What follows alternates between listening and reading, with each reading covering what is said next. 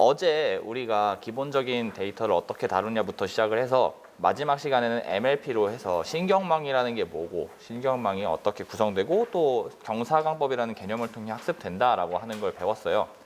그래서 기본적인 구조는 사실 모든 신경망이 똑같은데 이제 그런 프레임워크라고 하죠. 데이터를 받아서 신경망을 통과해서 경사광법으로 학습시킨다는 건 똑같은데 이게 아무래도 데이터 형태에 따라서 네트워크 구조가 많이 달라지기도 하고 MLP는 좀 단점이 몇 개 있다 그랬잖아요. 그래서 그거를 극복하기 위해서 가장 많이 활용되는 영상 처리 쪽에 컨볼루션 네트워크라고 CNN이라는 좀 독특한 구조가 하나 생겼어요. 그래서 영상 처리 쪽에서 제일 많이 활용되기도 하고 좀 독특한 구조 중에 제일 단순한 형태이기 때문에 이제 CNN을 뭔지 배우는 걸로 이제 이 부분이 마무리가 되는데요. 내용이 약간 제가 빠르게 만약에 진행을 해서 시간이 남게 된다면 이거 말고도 다양한 다른 네트워크 구조들이 있잖아요. 그래서 그런 쪽에 대해서 어떤 것들이 현재 있고 개발되고 있는 방향이 각각의 장단점들을 극복하기 위해 개발이 되고 있는데 방향이 어떤 점이 있는지, 그리고 아무래도 이게 프레임워크가 3단계로 총 이루어져 있어요. 데이터 획득과 처리, 모델 설계, 그리고 모델 학습. 이 부분에 대해서 3개의 프레임워크에 각각에 대해서 현재 어떤 방식으로 연구가 진행되고 있는지 설명을 드리려고 합니다. 우선 CNN이 뭔지부터 좀 살펴볼 텐데, 예시로 우리가 이제는 데이터를 생각을 해볼 수가 있어요. 그냥 아무 데이터도 없이 신경망 그러면 보통은 모든 데이터 형태에 적용이 될 수 있는 MLP를 이야기를 하는데요. 좀 특별한 거, 예를 들면은 이미지 같은 걸 예로 들면은 이 이미지가 가지고 있는 독특한 특징이 있단 말이죠. 걔를 이제 어떻게 활용할까라는 생각에서 출발하는 거예요. 근데 기본적으로 그냥 얘를 MLP를 가지고 해보려면은 일단 픽셀별로 뭔가 데이터 하나가 숫자를 가지니까 얘를 쫙 피죠. 그래서 지금 흑백 이미지라고 생각을 해보면 첫 번째 픽셀부터 왼쪽이 첫 번째 픽셀부터 오른쪽 아래 마지막 28 곱하기 28 위치에 있는 픽셀까지 계산을 하면 784개의 픽셀이 나와요. 그래서 인풋 차원이 784고 중간에 뭔가 몇 차원의 중간에 히든 뉴런이 있고 마지막에 결과물이 뭐 얘는 숫자 분류니까 0부터 9까지라고 하면 10차원의 결과물을 가지는 애가 되겠죠. 그래서 하나씩 뜯어보면 일단 입력 이미지를 총 플래튼이라고 해서 펴요. 우리가 이런 직사각형으로 벡터를 넣을 건 아니기 때문에 쫙 피고요. 그 다음에 모든 성분을 연결해서 결과물을 내는 게 이제 이렇게 완전 연결층이라고 보통 부르긴 하죠. 그래서 전체는 뭐 28 제곱하면 784가 된다고 하고요. 그런데 이 문제를 생각해 보면 얘가 1이라는 이런 이미지가 있을 때 피다 보니까 핀 결과물을 보면은 우리가 1이라는 걸 인식할 수가 없어요. 물론 컴퓨터는 핀 위치에 이제 픽셀이 어디 있는지를 아니까 다시 이걸 리쉐이프로 돌려주면 되긴 하는데 사람이 봤을 때 왼쪽으로 있으면은 뭔가 이렇게 세로로 돼 있어서 얘가 조금 어긋나도 1이라는 걸 인식할 수 있지만 우리는 컴퓨터는 저렇게 오른쪽으로 펴서 생각을 해버리면은 중간에 어떤 값이 바뀌었을 때 얘가 전체적인 1이라는 모양이 유지가 되고 있는지 모를 거란 말이죠. 그리고 또 다른 걸로는 왼쪽에 있는 1이랑 지금 오른쪽에 있는 1이랑 우리가 볼 때는 어때요? 그냥 똑같은 1이라고 생각을 할 수 있죠. 그런데 완전히 펴버리면은 저 0과 1만 돼 있는 건데 1이라는 숫자 위치가 굉장히 많이 달라지게 되거든요. 그렇다 보니까 우리가 볼 때는 얘 그냥 이미지 평행 이동한 거잖아. 뭐가 다른 거야? 위치만 살짝 전체적으로 여기에서 이걸로 한 픽셀 옮겼을 뿐인데 피면은 그걸 모른다는 얘기예요. 그래서 그런 특징을 우리는 이용을 하고 싶은 거예요. 이미지 전체 모양이 있을 때 전체 모양을 유지한 채로 한 칸이나 조금 2칸 정도 움직이면은 그 결과물도 우리가 볼 때 똑같은 거로 인식을 하듯이 컴퓨터도 똑같이 인식을 할 수 있게 만들어 보자. 근데 MLP는 지금 그런 성질이 없다는 거죠. 그걸 이용하고 싶은데. 그리고 어제도 잠깐 얘기했지만 파라미터 수가 너무 많아요. 지금 보시면 엄청나게 촘촘하잖아요, 그림이. 이게 전부 다 연결되어 있는 건데 지금 아래 784가 아니라 점점점으로 해서 21개 픽셀밖에 없는데도 엄청 촘촘하죠. 그래서 실제로 파라미터 수를 계산을 해보면 뭐 제가 가운데 거 그냥 짧게 100까지만 넣어봤어요. 그래서 784개, 100개, 10개 이렇게만 그 신경을 구성을 해도 첫 번째 층에서는 784개랑 100개랑 전부 다 연결을 해야 되죠. 그리고 그러면 그 연결되는 선마다 곱해지는 상수가 있어서 784 곱하기 100개의 웨이트가 있고 그리고 편향 100차원 중간에 있는 거에서 마지막에 신경을 하고 숫자 하나씩을 더해줘야 되죠. 노드마다. 그 신경마다. 그래서 100이 더해져요. 그러면은 첫 번째 층에서 이루어지는 총 파라미터 수가 78,400 더하기 100, 78,500개가 되고, 둘째 층도 똑같이 입력이 100개고 그 뒤에 10개 있으니까 100개와 10개를 잇는 1000개의 그 가중치가 있는 거고, 그리고 마지막에 10개에서 또 이런 편향이 더해지게 되니까 10개가 더해져서 총 1100개가 존재하고, 그래서 되게 단순하게 짰는데 79,600이 되는 거죠. 보시면 마지막은 사실 마지막 맨 바깥층은 10개라서 곱해지는 숫자가 좀 작긴 한데 784면은 픽셀 수는 28 곱하기 28이니까 우리가 사용하는 핸드폰 화질만도 못해요. 사실 핸드폰으로 찍어도 요새는 몇천 곱하기 몇천까지도 가능한 게 있잖아요. 그런데 28 곱하기 28을 했는데 중간에 100층만 쌓아도 갑자기 7만 대가 돼요. 층을 더 쌓으면 훨씬 더 커지겠죠. 그런데 얘가 만약에 그냥 한 1000 곱하기 1000이다. 그럼 걔만 피면 벌써 100만이거든요. 여기에서 다음 거 가려면 100만에다 또 곱해야 되니까 너무 파라미터 수가 많아진다 하는 단점을 좀 알 수 있고요. 그래서 얘를 두 개 다 극복하기 위해서 나온 게 이제 CNN이라는 앤데, 보통 그림으로 표현하면은 이런 식으로 나오긴 하는데요. 이 아래쪽 그림을 일단 먼저 보면은 이미지의 한 부분에 아래쪽에 박스가 쳐서 다음 이미지에서 한 점으로 꽂히죠. 저게 뭘 의미하는 거냐면은 지금 원래 MLP 같은 신경망은 이전 모든 노드랑 보시면 이전에 있는 모든 앞에 있는 모든 신경이랑 뒤에 있는 하나의 신경이랑 연결이 다 돼 있어요. 그런데 어제 제가 잠깐 얘기한 게 그러지 말고 주변에 있는 것만 보자라는 개념을 얘기했죠. 그래서 저 아래 그림에 있는 박스 친 부분이 오른쪽에 있는 저 결과물 한 점을 계산하기 위해서는 앞에 있는 저 네모칸 위치만 알면 된다 하는 거예요. 이거는 어떤 생각에서 나왔냐면 우리가 실제 신경을 할 때 이제 이 부분만 보면은 그 옆에 있는 신경에서만 정보를 얻으니까 그 개념을 한 거고요. 그리고 얘가 실제로 계산되는 방식을 보면은 좀 전에 얘기한 거 이미지 전체가 있을 때 얘를 조금 움직여도 결과가 조금 움직인 거나 아니면 결과가 똑같이 되게 만들 수 있다. 그런 걸 확인해 볼 수가 있거든요. 그래서 그런 내용을 앞으로 소개를 할 거고요. 이걸 적용하기 위해서 보통 구성 요소로 사용되는 게 컨볼루션 뉴럴 네트워크의 컨볼루션을 담당하는 합성곱이랑, 또 합성곱만 하면은 물론 합성곱만 하는 경우도 있긴 있는데 얘만 하면은 이미지 전체 크기가 너무 안 줄어드는 경우가 있어요. 그러니까 줄어든다는 얘기가 뭐냐면은 처음에 784가 아니라 예를 들면 1000 곱하기 1000에서 시작을 했으면 얘가 점점 너무 헤비해지지 않게 파라미터가 많아지지 않게 얘를 줄여서 처음엔 1000 곱하기 1000에서 시작을 했는데 조금 지나면은 한 500 곱하기 500으로 줄이고 그다음에 250 곱하기 250으로 줄이고 이런 과정을 좀 거쳐야 되거든요. 그래서 그걸 해주는 풀링층 이렇게 두 개로 보통 구성이 되어 있죠. 그래서 합성곱층은 구성 요소가 이렇게 4개가 있다 이렇게 뭐 얘기를 하는데요. 구성 요소가 뭔지는 계산되는 방식을 보면 알 수 있기 때문에 얘는 하나하나씩 그냥 식으로 설명을 하도록 할게요. 자, 우선 얘가 어떻게 계산이 되느냐? 식으로는 뭐 여러분 서메이션 기호 시그마를 아실 테니까 이렇게 시그마로 표현을 했어요. 그래서 F랑 I를 합성한다고 되어 있는데 이게 I가 인풋이고 F가 필터예요. 보통 이제 여기서 컨볼루션 할 때는 어떤 거에다 적용할 때 필터를 적용한다고 얘기를 하는데, 그거는 그림에서 이 이미지가 이렇게 있으면은 그 우리가 원하는 보통 보정 필터 이런 개념을 생각하시면 돼요.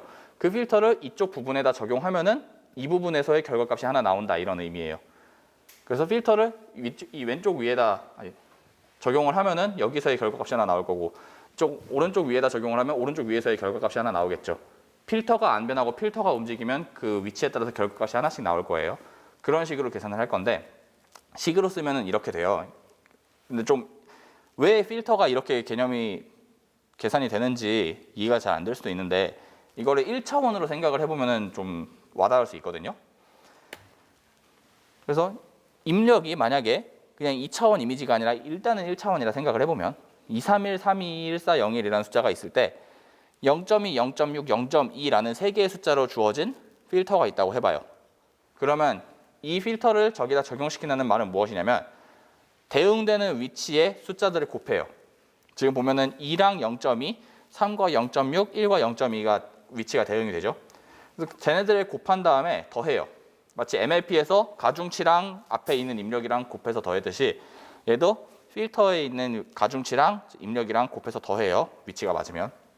그러면은 0.4 더하기 0.8 더하기 0.2가 0.4, 1.8 더하기 0.2가 돼서 2.4라는 값이 나오겠죠.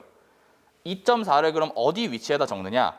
지금 보시면은 2.4라는 하나의 값이니까 저 아래의 세 개의 위치 중에서는 가운데다 적는 게 맞아 보이죠? 그래서 첫 번째는 값이 없고 얘네 셋을 더해서 2.4라는 값을 저 가운데 위치에다 적어줘요. 그리고 그럼 이 오른쪽 값은 뭐가 되느냐? 필터를 한 칸 옮겨서 똑같은 과정을 반복해요. 그러면은 이번에는 313이라는 위치에 저 0.2, 0.6, 0.2 필터가 곱해지게 되니까 0.6, 0.6, 0.6 더해서 1.8이라는 값이 나오게 되겠죠. 그리고 이 과정을 저 오른쪽 끝까지 더 이상 적용할 수 없을 때까지 반복해 나가요. 이 뒤에 있는 모든 8개의 값을 다 계산을 할 수가 있는 거죠. 이렇게 되면은 여기 슬라이드에는 그 내용이 없긴 한데 아마 책에도 없을 거예요. 아까 제가 얘기했던 거, 이 이미지가 한 칸 움직이면 결과물이 어떻게 되느냐. 여러분이 여기에다가 한 픽셀 정도만 생각을 해봐야 되거든요. 입력이 231, 322, 1401이잖아요. 얘를 그대로 한 칸만 이 오른쪽으로 옮겼다고 생각을 해봐요. 그래서 0, 231, 322, 140. 맨 끝에 1은 잘려서 어쩔 수 없고요. 그렇게 된 입력에다가 새로운 입력에다가 똑같은 필터를 적용하면요. 첫 번째 계산값은 약간 달라질 수 있는데 결과값이 x 어떤 값 2.4, 1.8, 2.4, 2.2 하는 식으로 결과값도 한 픽셀에 옮겨서 나오게 돼요. 그래서 보면은 양 끝점은 약간 그 옮기면서 새로 그냥 아무 값이 없으니까 0으로 넣어주거나 아니면은 맨 오른쪽에 1 같은 건 잘리니까 가장자리 값은 조금 변할 수 있는데 내부 값에서는 내가 입력되는 거를 한 픽셀만큼 옮겼더니 결과물도 한 픽셀만큼만 움직이게 되죠. 사실 이게 트랜슬레이션에 대해서 뭐 인베리언트하다라는 용어를 쓰는데 CNN이 이미지에 대해서 잘 작동하는 이유 중 하나라고 인식이 되고 있어요.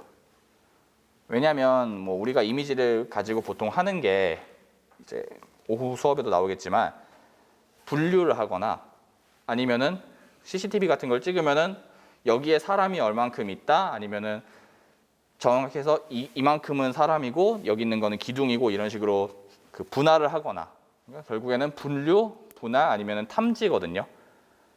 그래서 걔네들을 하는데 얘네 세 개가 전부 다 어떤 특징이 있냐면 이미지의 살짝의 이동, 평행 이동 정도에 대해서는 결과물이 아예 안 변하거나 똑같이 변한다는 특징이 있어요.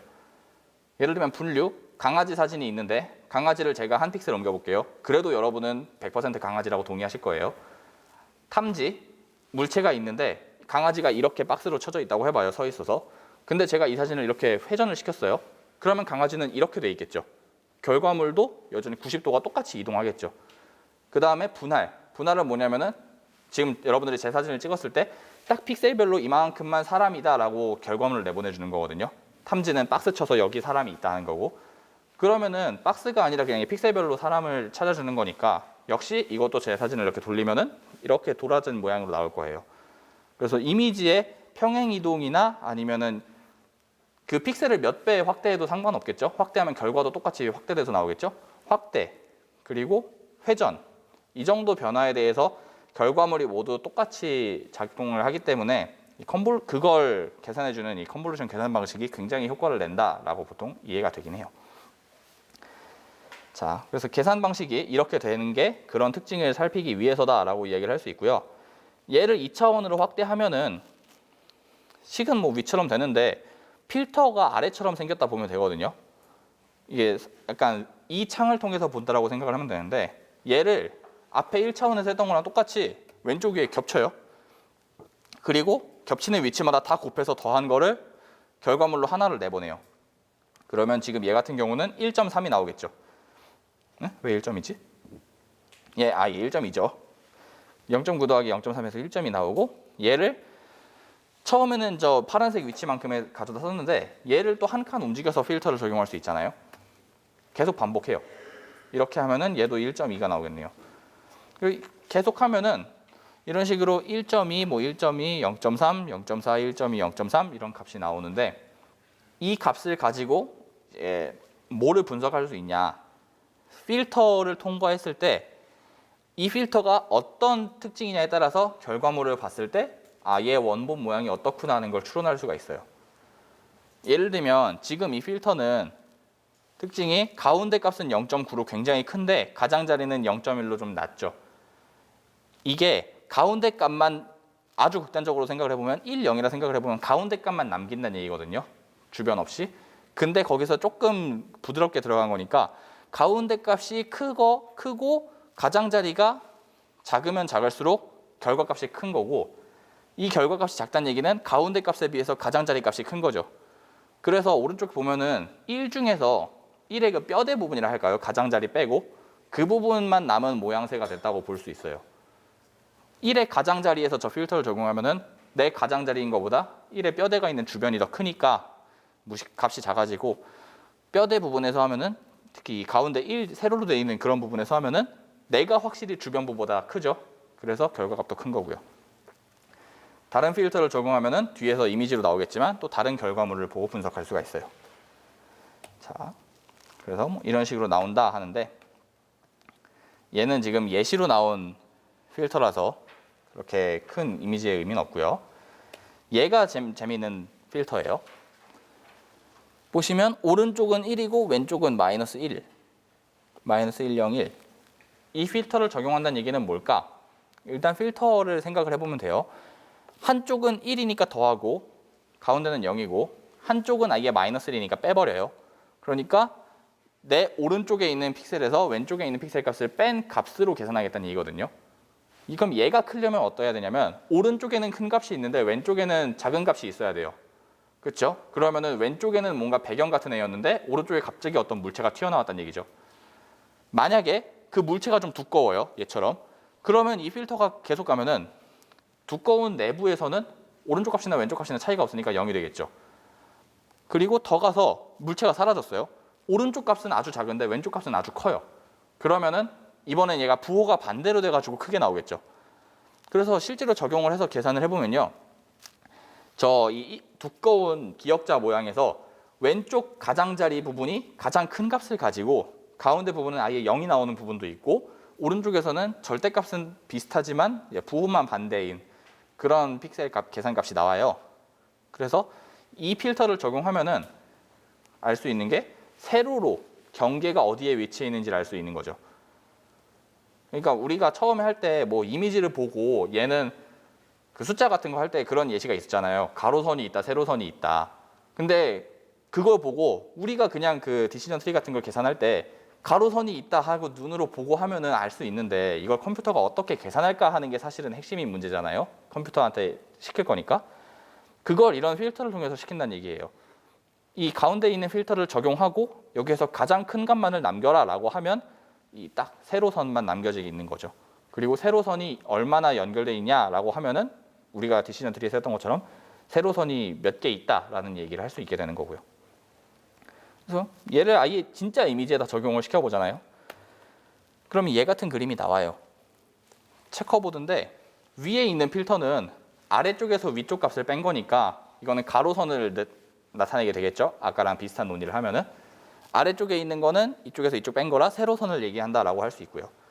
그래서 체커보드에 하면은 실제로 세로선만 남아있고 가로선만 남아있는 걸 확인할 수 있는데 여기서 이제 약간 의문이 되는 게 가로선이 체커보드니까 흰색에서 검은색 가는 것만 검출하고 검은색에서 흰색 가는 건 검출하지 못하는 거 아니냐 이렇게 얘기를 할 수 있거든요. 실제로 얘는 필터 자체를 적용해서 이렇게 되긴 했는데 우리가 앞에서 봤듯이 부호만 차이가 나잖아요. 그래서 결과물의 절대값을 씌우면 이 오른쪽 화면에서는 모든 세로선과 모든 가로선이 검출되게 만들 수 있어요. 그냥 절대값 차이라서 현재는 그걸 안 씌웠기 때문에 이렇게 눈으로 보게 된 거고 조금 더 이제 세로선이 좀 너무 촘촘하게 되어 있어가지고 저 오른쪽 부분에서는 저게 그냥 흰색이랑 뭐냐 바코드 같은 거 아니냐라고 생각할 수가 있어서 일부러 절대값을 안 넣은 것도 좀 있긴 하고요. 그래서 우리가 원하는 어떤 필터를 하면 이런 식으로 이미지의 모양을 검출해낼 수 있다 하는 걸 눈으로 확인할 수가 있죠. 그래서 저런 이미지의 특징을 우리가 마른 특징이라고 하는데 영어로는 피처 맵이라고 해요. 왼쪽에 있는 원본 이미지에서 필터를 거쳐서 우리가 세로선 또는 가로선만 뽑아낸 거죠. 저거를 피처라고 이야기를 하거든요. 그래서 저걸 계산할 때 그냥 우리가 뭐 위에 서술은 되어 있는데 필터를 MLP처럼 적용해서 결과물을 낸 이미지다. 그렇게 이야기를 하면 되죠. 그리고 우리가 결정트리 했을 때 가로선이 있다 해서 여기서 끝난 게 아니라 아래에서 더 내려가서 분류를 했었죠. 가로선이 있는데 대칭이면 어떻고 세로선이 있으면 어떻고 곡선이 있으면 어떻고 그런 것처럼 이 피처 맵을 또 다음 층에다 집어넣어요. 그러면은 예를 들면 처음에는 가로선을 추출해냈는데 그 다음에는 세로선을 추출해내요. 그러면은 일단 이런 이미지에서는 남아있는 게 없어요. 그런데 어떤 이미지에선 있을 수 있냐면 곡선은 남아있을 수 있어요. 대각선으로 이렇게 사선이 되어 있으면은 사선은 세로선 검출 필터에서도 약하게 남아있고 가로선 검출 필터에서도 약하게 남아있거든요. 그래서 두 개를 다 통과해도 이렇게 사선으로 되어 있으면은 약하긴 하겠지만 값이 남아있어요. 그러면은 한 번 더 통과하면 대각선까지 검출할 수 있는 거죠. 물론 애초에 이 첫 번째 층에서 대각선에서 대각선을 빼게 해라라고 하면은 하나만 검출해도 뭐 대각선을 검출할 수는 있겠지만 이런 방식으로 층을 점점 더 깊게 하면은 좀 더 추상화된 특징을 얻을 수 있다라고 이야기는 해요. 이미지를 봤을 때 우리가 가장자리가 어디에 있느냐라는 거는 직관적으로 이미지 자체의 특징이 되겠지만 그래서 가장자리의 가장자리는 어디에 있느냐 같은 개념을 생각해 보면 분석엔 도움이 될 수 있겠지만 우리는 좀 머릿속으로 상상하기 어려운 그런 게 있잖아요. 구체적으로. 그래서 그런 걸 추상화된 특징을 뽑는다라고 이야기를 보통 하죠. 예. 그리고 뭐 파라미터 수 계산은 딱 보시면 알겠지만 10개밖에 안 돼요. 이미지에서 이미지를 계산해내는 신경을 구성한 건데 앞에 있던 MLP랑은 차원이 안 되죠. 딱 10개만 있으면은 입력 이미지가 몇 곱하기 몇 픽셀이 가져오는지 간에 거기에서 가장자리 같은 걸 계산할 수 있고요. 계산 방식은 이건데 여기서 이제 그럼 편차를 줄 수 있는 게 뭐가 있느냐? 모든 구조가 다 똑같진 않거든요. 가장 쉬운 게 스트라이드라고 해서 우리가 필터를 한 칸씩만 이동을 했었는데 얘를 2칸, 3칸을 이동할 수 있어요.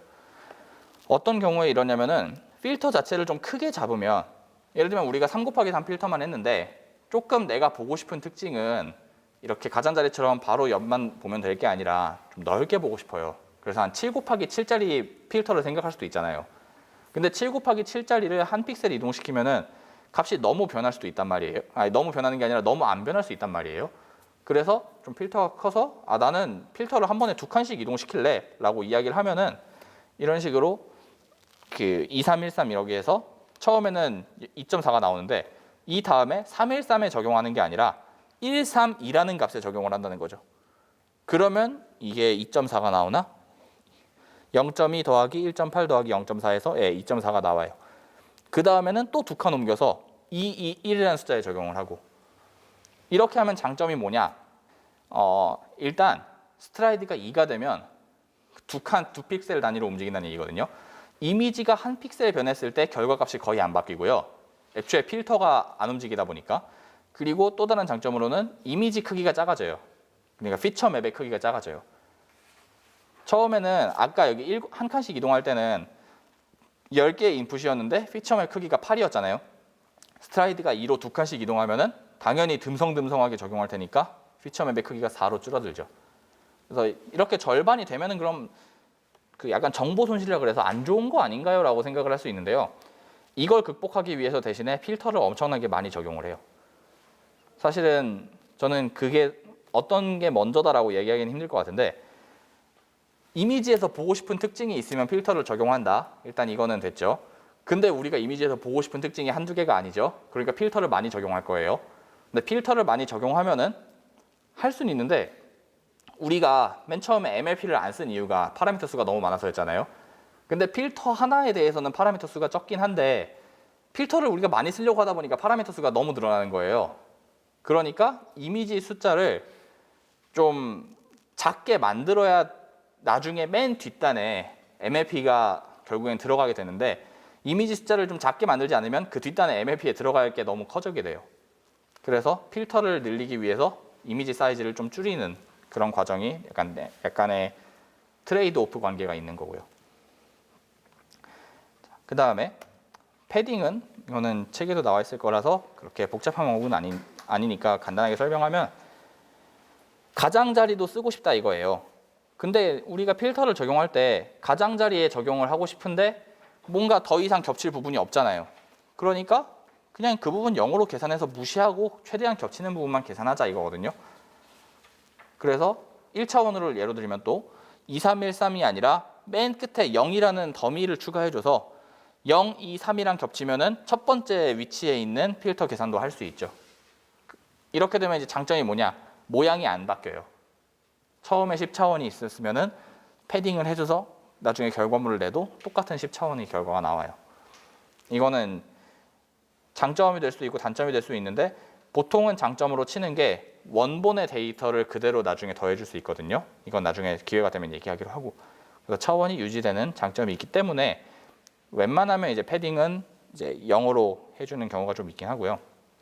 간혹 가다가 어떤 경우가 있냐면은 이 이미지가 주기성을 띌 때가 있어요. 뭐냐면은 그 사인 곡선 같은 거 생각을 해보면 이렇게 곡선을 띠잖아요. 근데 주기가 있죠. 얘같이 주기성을 띠는 이미지는 우리가 패딩을 할 때 그냥 이 부분에 없는 데이터야 라고 이야기를 하기보다는 그 주기를 이용해서 예측해서 이쪽 반대편에 있는 걸 여기다 연결해 줄 수 있거든요.